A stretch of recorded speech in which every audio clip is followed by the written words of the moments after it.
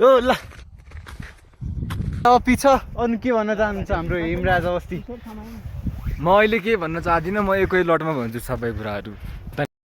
आज हाम्रो day 3 of अपी बेस क्याम्प। आज हामी धौलीओडारमा हिजो बास बस्नु थियौँ।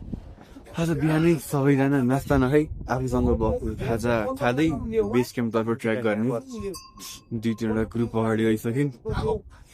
1-2वटा ग्रुप बाँकी छन्, सब रेडी टु गो, सब खाजा खाएर बिना। अनि let's go.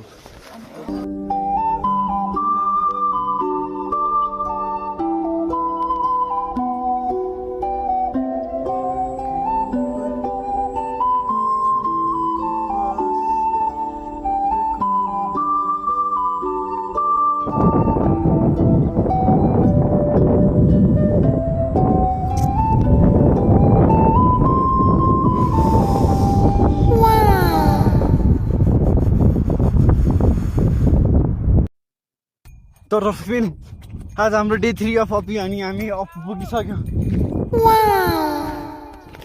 And this is अपी। बल्ल बल्ल बाटो भिराउँदै अर्को बाटो हुँदै अपीतिर पुग्यो। हाम्रो गुरुजी चालक यहाँको हाम्रो गाइड होइन ले यहाँ पुगाउनु भयो हामीलाई बाटोमा। थ्याङ्क यू सर भन्न चाहन्छु। बल्ल बल्ल पुग्यो। म त अर्को बाटो आएको थिएँ कि ठाड्डो थियो। म त बाटो हो यहाँ भन्दै कन्फ्युज हुँदै त्यो बाटो आइयो।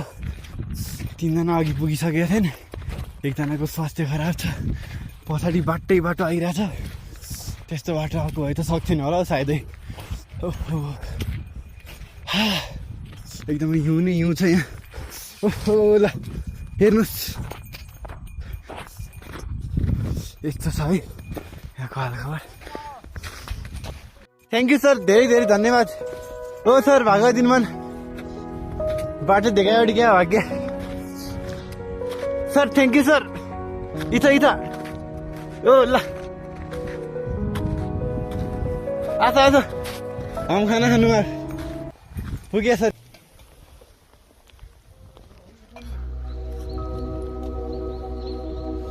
And the destination is here. ABC Upper Base Camp.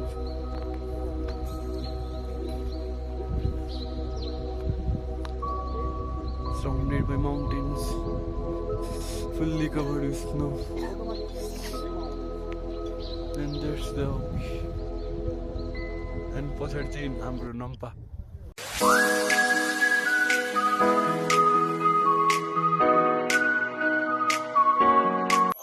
Day 3 of अपी अनि हामी अपी पुगिसक्यौँ। ऊ त्यहाँ अपी छ अनि के भन्न चाहनुहुन्छ हाम्रो हिमराज अवस्थी? म अहिले के भन्न चाहदिनँ, म एकै लटमा भन्छु सबै कुराहरू। धन्यवाद। अनि यो चाहिँ हाम्रो अपी। चारों तरफ हिउँ ही हिउँ है भाइ। Get set go. ल सक्सेसफुल।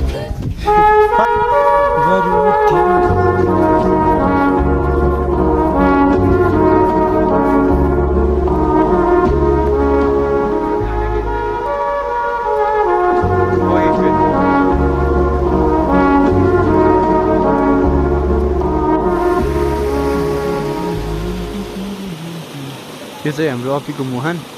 के अरे हाम्रो यो तमल्याको मुहान होइन। एउटा यो मन्दिर पनि छ, शिवजीको मन्दिर।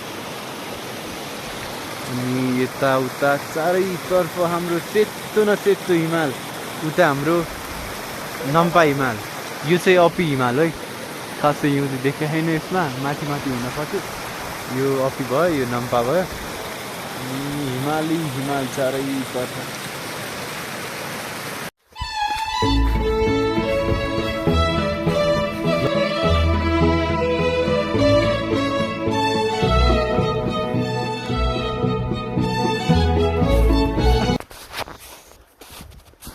आजको दिन बरफमा हिँडियो। आज तल गर्ने कुरा छ। यस क्याम्पको सबै निरीक्षण गर्दै हामी चमलियाको मुहानतर्फ पनि बढ्यौँ। अब सबै बरफहरू गल्दैछ। तर आशंका छ कि बादलहरूले फेरि ढाक्न सक्छ।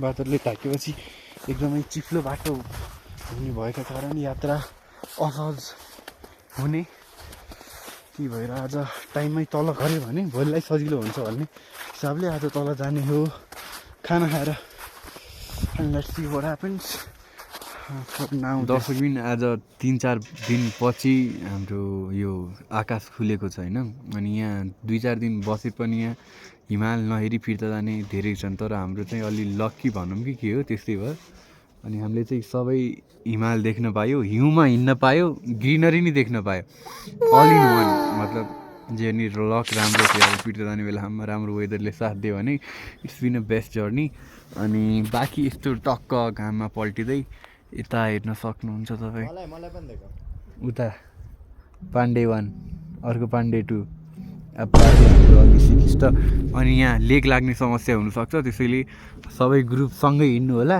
एकजनाले अगाडि गए पनि हुन्छ रुम बुक गर्नलाई बाँकी चाहिँ सँगै हिँड्नु होस् भन्ने म अनुरोध गर्दछु अरू त्यो छोडेर एक्लै जानेको फ्यामिली भिडियोका कारण नभनौँ बाँकी एकदम रमाइलो छ मेक स्योर धेरै हिँड्नुपर्ने छ हिँड्नुपर्ने छ अरू केही छैन यहाँ अनि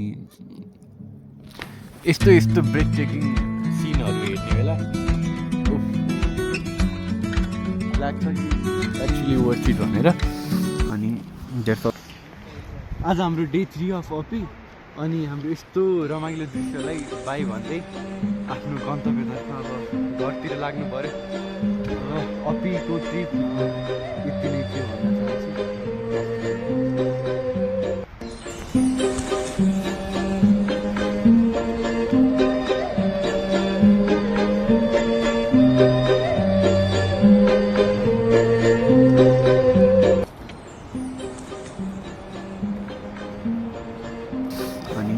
That's all for now.